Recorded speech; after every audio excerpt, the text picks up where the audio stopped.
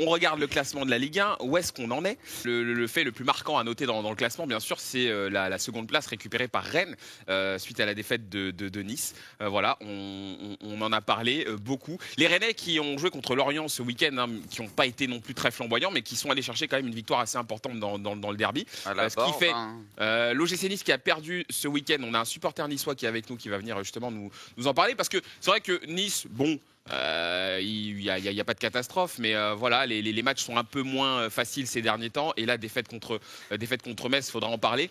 Les deux Olympiques qui ont assuré le minimum, hein, victoire 1-0 tous les deux, Marseille et Lyon. Zal, quels sont tes coups de cœur de ce week-end en Ligue 1? Honnêtement, là, ce que je retiens de ce week-end, c'est anecdotique, mais les 3 passes D de Messi quand même. Les 3 passes D de Messi, et puis surtout la blessure de Neymar qui a été annoncée. Apparemment, il sera absent 8 semaines. C'est entre 6 et 8 semaines, apparemment. Non, 8 semaines, ça a été dit tout à l'heure. Ça a été dit 8 semaines. Un peu plus que prévu. Bruce, tes coups de cœur du week-end, du coup? Coup de cœur. Bon, je vais pas dire tu sais qui, on laisse de côté. Mais on en reparlera après. Je vais dire dans la semaine du PSG. Sergio Ramos que j'ai bien aimé. Ah, c'est vrai. Que j'ai bien aimé pour une première, parce que je l'ai trouvé plutôt. Enfin, il n'a pas eu un taf de ouf, on va dire. On va pas se mentir, surtout qu'après ça a été assez vite à 11 contre 10, mais.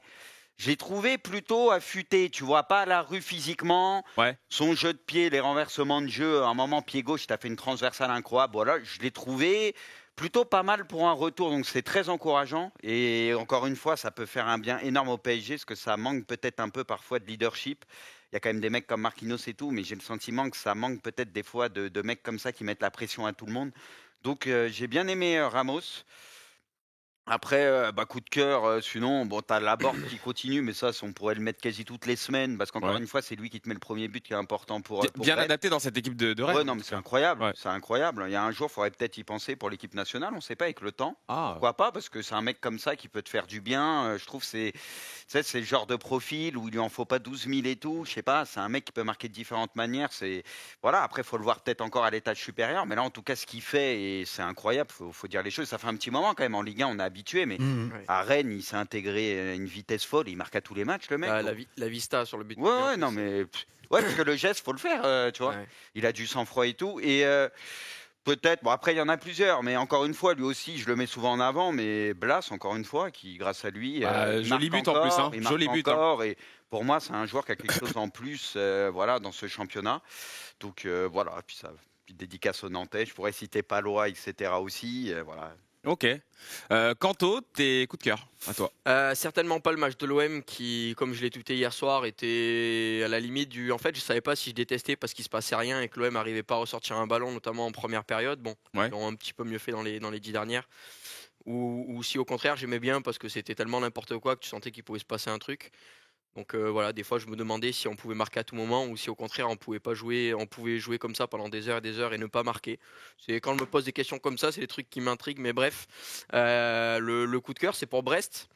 Parce que c'est une équipe qui allait mal, avec un changement d'entraîneur, avec Derzac qui va à la tête de Brest, un entraîneur qui vient de Montpellier, qui avait fait du bon travail là-bas.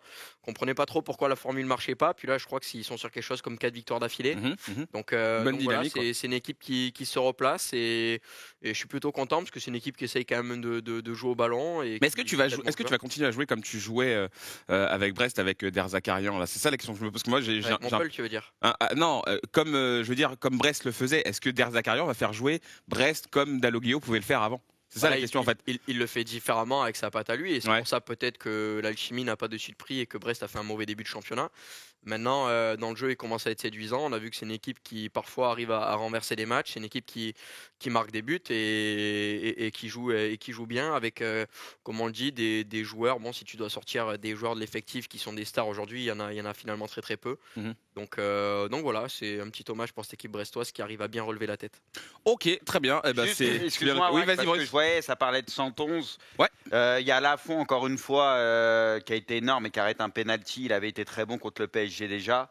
Et il y avait encore un autre joueur que je voyais passer sur le chat, que j'oublie. Je sais pas, les gars, reciter. Il y a un mec, je crois. Il y a Marquis aussi, évidemment. Bon, il y en a encore d'autres, mais Marquis. Le Doiron qui met un doublé. Ouais, voilà, c'est ça. Il y a beaucoup de joueurs qu'on peut mettre en avant.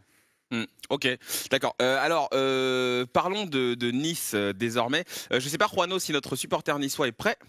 Très bien. Eh ben, on est en train d'appeler notre supporter niçois. Les gars de Nice qui perdent contre Metz. La dernière fois, on l'avait souligné, c'est carrément Amine Gouiri qui avait sauvé les Niçois voilà, d'une défaite. Une autre fois, c'était Delors. Plus ou moins assurée. Une autre fois, c'est Delors avec beaucoup de réussite, on s'en souvient aussi.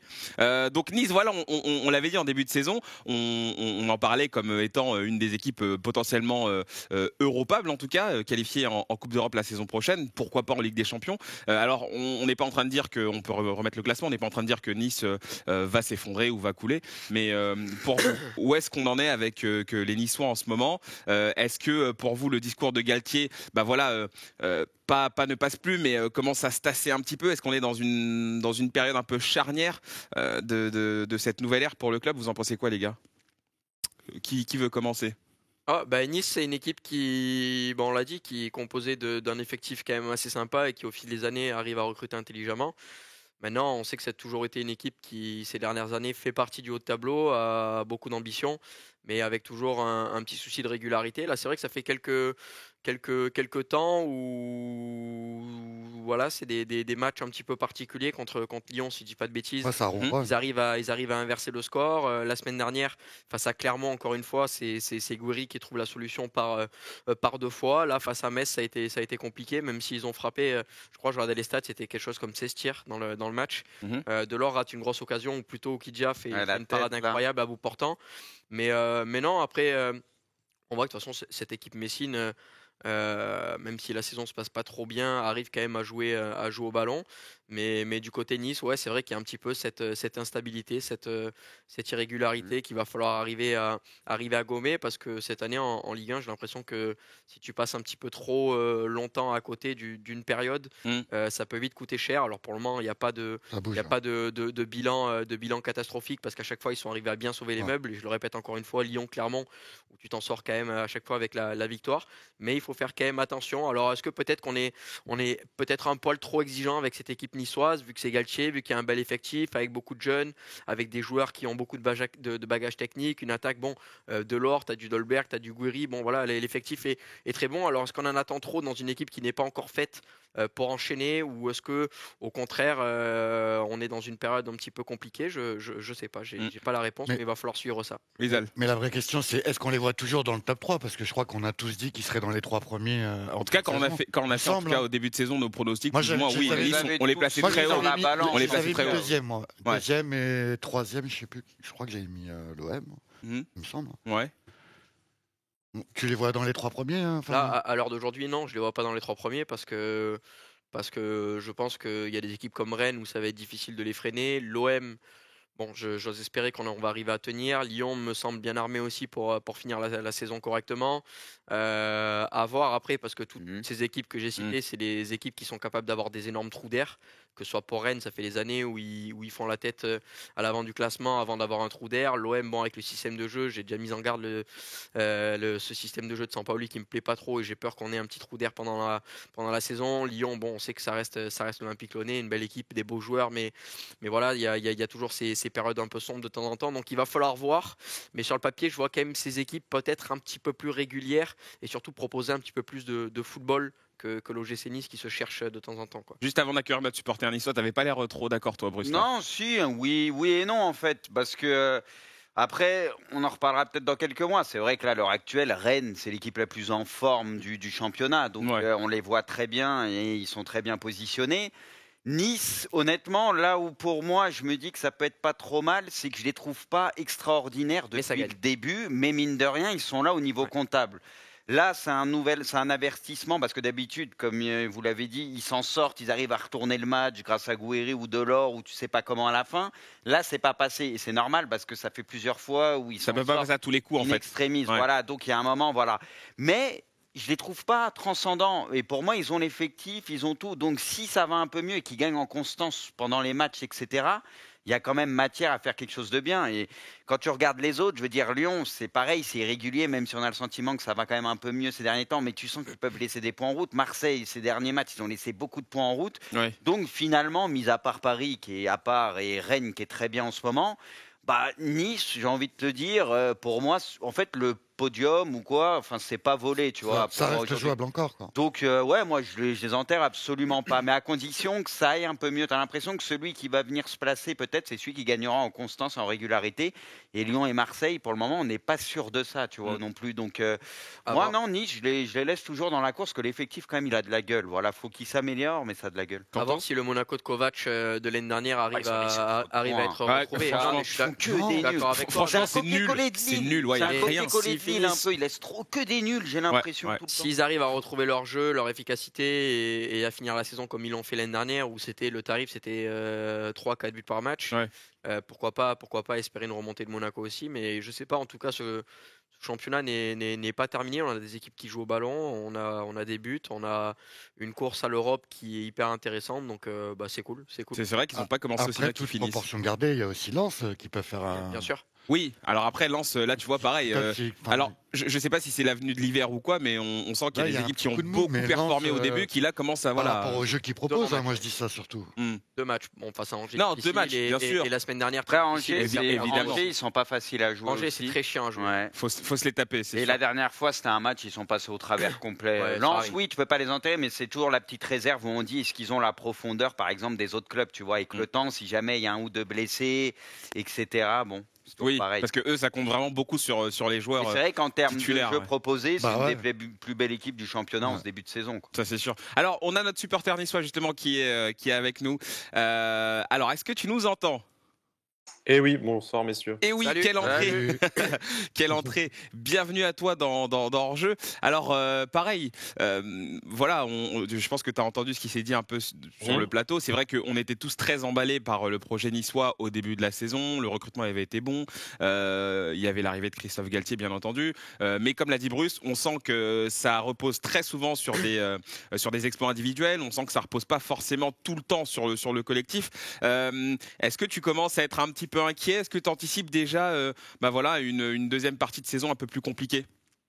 Alors, je vais être direct, je suis entièrement d'accord avec ce qu'a dit Bruce. C'est une équipe qui suscite beaucoup d'espoir par son actionnaire prestigieux, le recrutement de Christophe Galtier, l'effectif, de toute façon, le mercato qui a été fait cet été. Mais après, c'est aussi un club qui est malgré tout en construction. Tu as un nouvel entraîneur. Si tu regardes le 11 de cette année par rapport au 11 de l'année dernière, tu as 6, 7, 8 joueurs différents. Et malgré tout, si tu regardes juste du point de vue comptable, tu es quand même 3e. Et le discours un peu pessimiste qu'on a aujourd'hui, et je l'ai aussi, j'ai une sacrée gueule de bois dimanche matin, c'est parce que tu t'es fait taper par le dernier ce week-end. Mais après, si tu avais demandé à n'importe quel supporter niçois, ou même si on vous avait dit sur le plateau en début de saison, au bout de 15 journées, Nice est 3e, je pense que tout le monde aurait signé et personne n'aurait dit qu'il y avait la moindre inquiétude à avoir. Mais par contre, c'est vrai que ça, c'est du point de vue comptable.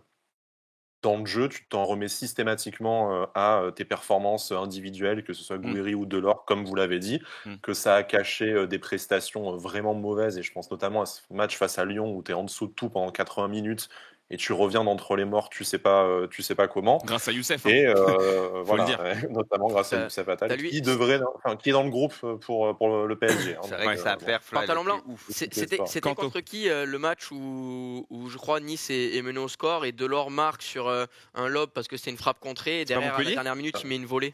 C'est pas Montpellier? Angers. Ok, voilà. Là, c'était un match encore où tu gagnes 2-1, un peu le même scénario que Clermont, sauf que c'était Delors qui met le doublé. Exactement. Mais du coup, moi, je suis assez d'accord quand vous dites que tu peux pas capitaliser, tu peux pas espérer un succès en fin de saison si tu ne construis pas un minimum de jeu collectif. C'est la grosse lacune de Nice et je pense que c'est là-dessus où on est en retard sur une équipe comme Rennes. Bon, parce nous, la passation d'entraîneur ne s'est pas faite en cours de saison dernière, donc on est peut-être un peu en retard sur des équipes comme Rennes, comme Marseille, comme Lens, qui avait déjà aussi son projet entamé la saison d'avant, et que du coup on a un peu plus de mal à s'y retrouver collectivement. Bon, après, je pense pas que Nice, si on finit au-delà de la 2e place, on puisse parler d'échec. On est largement, je pense, dans les clous pour une qualification européenne, donc finir dans ce top 6. Nos concurrents directs, que ce soit Rennes, Lyon, Monaco, Marseille, peut-être plus pour très longtemps, mais joue l'Europe, donc on aura moins de matchs à jouer. Donc voilà, je pense qu'on est quand même on est sur les bases d'un top 5 tranquille et il n'y a pas de raison de s'inquiéter outre mesure. Mais après, c'est sûr que ça fait tâche de te perdre à la maison face au dernier. Quoi. Et puis vous avez, voilà, moi là où je leur fais confiance là-dessus, c'est qu'on sait qu'ils ont l'effectif, il y a vraiment de quoi faire. Et tu as un entraîneur, on est tous d'accord pour dire que c'est un crack, tu vois. Donc moi, honnêtement, j'ai envie de lui faire confiance. Comme il l'a dit, ça fait peu de temps et à mon avis, ils vont s'améliorer petit à petit. Et s'il faut, dans quelques mois, en termes de jeu, ça sera beaucoup mieux aussi. Pantalon blanc, juste une question avant de te libérer. Est-ce que tu penses que là, avec le mercato hivernal qui va arriver, est-ce que tu penses que Nice a intérêt à recruter? Est-ce que tu penses qu'il va se passer des choses? Tu as des pistes peut-être sur des joueurs qui sont ciblés ou rien ne va bouger? C'est le silence radio absolu, donc j'ai pas de pistes ou de petits bonbons à vous faire croquer.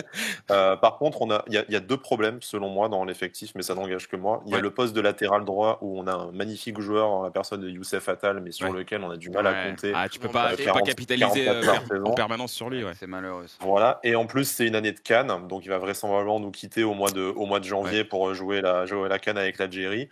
Donc du coup, tu vas te retrouver avec le seul Jordan Lotomba qui nous a gratifié d'une performance abominable, notamment ce week-end, et qui, en cas de suspension ou de blessure, tu te retrouves à aligner n'importe quel défenseur central à droite. Donc ça serait peut-être bien d'anticiper une blessure ou un départ de Youssef Attal et de renforcer ce secteur-là.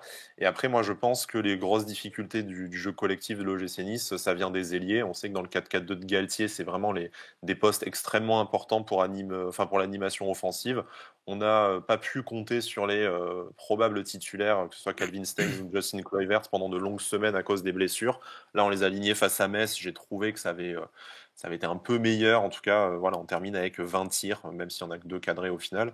Mais donc peut-être avoir un ailier en réserve pour pallier les absences de ces deux jeunes joueurs, peut-être un joueur un peu plus expérimenté ou une valeur sûre de Ligue 1 qui va te permettre un peu de sécuriser ce compartiment du jeu. Mais bon, après tu sais que les opportunités en hiver, c'est rare. Ça tombe pas forcément. Après Nice, ils sont ambitieux et voilà. Si les moyens, tu peux lâcher un billet de 10 millions sur le joueur si tu le veux. Mais si tu es dans les clous et que tu es très bien parti au niveau des places européennes, là ils vont pas se poser de questions, tu vois. Oui, plutôt que de regretter plus tard, ils passeront à la caisse, il n'y a pas de doute. Ok. Eh ben merci à toi Pantalon Blanc, merci d'être venu. Merci pour l'accueil. C'était carré. Bye bye. À très vite, poto. Il connaît très bien son club. Non mais pour le coup, tu reviendras. il était calé, ça c'est sûr.